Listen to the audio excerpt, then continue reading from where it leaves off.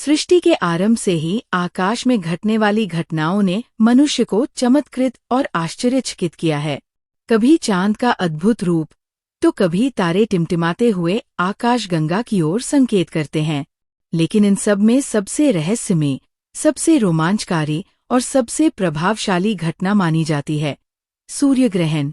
सूर्य, जो संपूर्ण जीवन का स्रोत है, जिसकी किरणों से धरती पर प्रकाश, ऊर्जा और जीवन की गति चलती है, जब अचानक दिन में ही अदृश्य हो जाए तो ये दृश्य केवल भौतिक ही नहीं बल्कि आध्यात्मिक और मानसिक रूप से भी प्रभाव डालता है। सूर्य ग्रहण केवल एक खगोलीय घटना नहीं है, बल्कि ये भारतीय संस्कृति, धर्म, ज्योतिष और लोक विश्वासों में विशेष स्थान रखता है। सूर्य ग्रहण तब घटित होता है जब चंद्रमा पृथ्वी और सूर्य के मध्य आ जाता है और सूर्य की रोशनी को पृथ्वी तक पहुंचने से रोक देता है। उस क्षण सूर्य आंशिक या पूर्ण रूप से ढक जाता है। ये घटना सामान्यतः अमावस्या के दिन ही होती है, जब चंद्रमा और सूर्य एक सीधी रेखा में स्थित होते हैं। वैदिक काल से ही सूर्य ग्रहण को अत्यंत गंभीरता से देखा गया है। प्राचीन ऋषिमुनियों ने इसके सूक्ष्म प्रभावों का गहन अध्ययन किया और अनेक शास्त्रों में इसके विषय में विवरण प्रस्तुत किया। सूर्य ग्रहण को केवल भौतिक दृष्टिकोण से नहीं, बल्कि आध्यात्मिक, मानसिक और सामाजिक स्तर पर भी महत्व दिया गया। प्राचीन ग्रंथों में उल्लेख है कि सूर्य देव जब राहु अथवा केतु के प्रभाव में आ जाते हैं, तब ग्रहण की स्थिति बनती है। यह कोई साधारण योग नहीं होता। राहु और केतु को छाया ग्रह माना गया है और इनका प्रभाव अदृश्य किंतु अत्यंत शक्तिशाली होता है। मान्यता है कि समुद्र मंथन के समय जब देवताओं और दानवों में अमृत का वितरण हो रहा था, तब एक असुर ने छल से अमृत पी लिया। सूर्य और चंद्रमा ने उसे पहचान लिया और भगवान विष्णु ने उसका सिर धड़ से अलग कर दिया। अमरत्व के कारण उसका सिर राहु और धड़ केतु कहलाया। तभी से ये विश्वास बना कि राहु और केतु सूर्य और चंद्रमा से प्रतिशोध लेने के लिए समय समय पर उन्हें ग्रसते हैं, जिससे ग्रहण की स्थिति उत्पन्न होती है। भारतीय संस्कृति में सूर्य ग्रहण को एक अशुभ योग माना गया है। ग्रहण के समय वातावरण में असामान्य परिवर्तन आते हैं। पक्षी अपने घोंसलों की ओर लौटने लगते हैं, जानवर विचलित हो जाते हैं और वातावरण में एक अजीब सी नीरवता छा जाती है। वैज्ञानिक दृष्टिकोण से देखा जाए तो सूर्य की किरणें उस समय पृथ्वी पर सीधे नहीं पहुंचती, जिससे तापमान में भी थोड़ी गिरावट आ सकती है। ग्रहण के समय कुछ विशेष नियमों का पालन करने की परंपरा है। गर्भवती स्त्रियों को विशेष सावधानी बरतने की सलाह दी जाती है।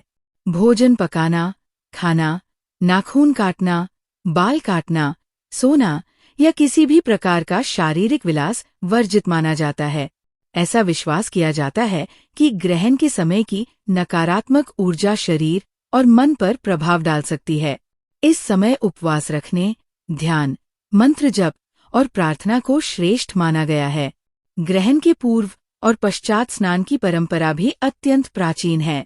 विशेषकर तीर्थ स्थलों पर जाकर स्नान करना अत्यंत पुण्यदायक माना जाता है। ग्रहण के समय गंगा जल का प्रयोग विशेष रूप से शुभ माना जाता है। कुछ स्थानों पर यह भी मान्यता है कि इस काल में किए गए धार्मिक कार्य, जप, तप और दान का प्रभाव 100 गुना बढ़ जाता है। ज्योतिष शास्त्र के अनुसार सूर्य ग्रहण सभी राशियों पर भिन्न भिन्न प्रभाव डालता है। किसी के लिए ये चेतावनी लेकर आता है तो किसी के लिए ये नवचेतना का संदेश देता है। ज्योतिषियों का कहना है कि यदि व्यक्ति ग्रहण के समय संयमित जीवन शैली अपनाए और अपने कर्मों पर ध्यान केंद्रित करे, तो वह इस काल को भी अपने लिए शुभ बना सकता है। सूर्य ग्रहण के समय विशेष रूप से सूर्य मंत्र और महामृत्युंजय मंत्र का जाप करने की सलाह दी जाती है। इन मंत्रों की शक्ति नकारात्मक ऊर्जा को हटाकर सकारात्मकता को आमंत्रित करती है। ये समय आत्मचिंतन, आत्मसुधार और आत्मशुद्धि के लिए अत्यंत उपयुक्त माना गया है। कुछ लोक कथाओं में सूर्य ग्रहण को दानवों की चाल बताया गया है। ग्रामीण क्षेत्रों में आज भी जब सूर्य ग्रहण होता है तो लोग थाली बजाते हैं, शंख बजाते हैं या ढोलन गाड़े पीटते हैं ताकि दानवों का प्रभाव समाप्त हो जाए और सूर्य देव फिर से अपनी रोशनी पृथ्वी को प्रदान करें। ये परंपरा अब भी अनेक क्षेत्रों में जीवित है और इसकी जड़ें अत्यंत गहराई से संस्कृति में समाई हुई है। बचपन में जब भी सूर्य ग्रहण होता था, घर की महिलाएं खिड़कियां और दरवाजे बंद कर देती थी। बच्चों को बाहर निकलने नहीं दिया जाता था। एक विशेष बात ये होती थी कि तुलसी के पौधे को कपड़े से ढक दिया जाता था और घर के अंदर मंदिर के दीपक बुझा दिए जाते थे।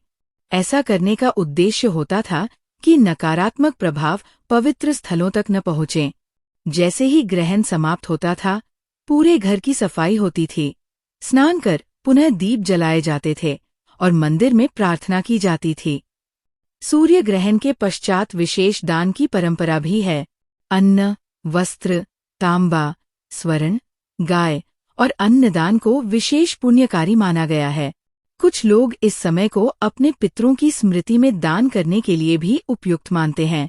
ये विश्वास है कि ग्रहण के पश्चात किया गया दान पितरों की आत्मा को शांति देता है और वंशजों के जीवन में सुख समृद्धि लाता है। आज के आधुनिक युग में भले ही लोग सूर्य ग्रहण को केवल एक खगोलीय घटना माने, लेकिन भारतीय संस्कृति में इसके पीछे छुपे प्रतीक, संकेत और रहस्य अत्यंत गूढ़ है। ये केवल एक प्राकृतिक घटना नहीं, बल्कि समय की गति, ब्रह्मांड की व्यवस्था और अदृश्य शक्तियों का परिचय है। यह हमें स्मरण कराता है कि प्रकृति की शक्तियाँ कितनी विशाल, रहस्यमयी और अनंत है। यदि कोई व्यक्ति इस अवसर को केवल भय या अशुभता की दृष्टि से न देखे, बल्कि इसे आत्मनिरीक्षण, ध्यान और सुधार का अवसर माने, तो ये काल उसके जीवन को नई दिशा दे सकता है। सूर्य ग्रहण एक संकेत है। ये बताता है कि जीवन में कभी कभी अंधकार भी आता है, लेकिन वो स्थायी नहीं होता। जैसे ही ग्रहण समाप्त होता है, सूर्य पुनः अपनी पूरी आभा के साथ प्रकट होता है। उसी प्रकार हमारे जीवन में भी कठिनाइयां आती हैं, लेकिन वे भी बीत जाती हैं और अंततः प्रकाश ही विजयी होता है। कुछ विशेष स्थानों पर सूर्य ग्रहण का सीधा दृश्य अत्यंत अलौकिक होता है। पहाड़ों की चोटियों से, रेगिस्तान की नीरवता में या समुद्र की लहरों के बीच खड़ा होकर जब कोई इस दृश्य को देखता है, तो वो अनुभव करता है कि सृष्टि में कुछ ऐसा है जो हमारी समझ से परे है, कुछ ऐसा जो हमें विनम्र बनाता है, जो ये बताता है कि हम इस अनंत ब्रह्मांड के केवल एक अंश मात्र है। इस अद्भुत घटना को देखने के लिए लोग दूर दूर से यात्रा करते हैं। खगोल शास्त्रियों के लिए ये शोध का अवसर होता है, तो भक्तों के लिए ये साधना का समय। कुछ चित्रकार इसे चित्रों में कैद करते हैं, तो कुछ कवि इसे काव्य की पंक्तियों में ढालते हैं। लेकिन जो भी इसे अपने हृदय में अनुभव करता है, वह जानता है कि यह केवल प्रकाश और अंधकार का खेल नहीं, बल्कि आत्मा और चेतना का संवाद है।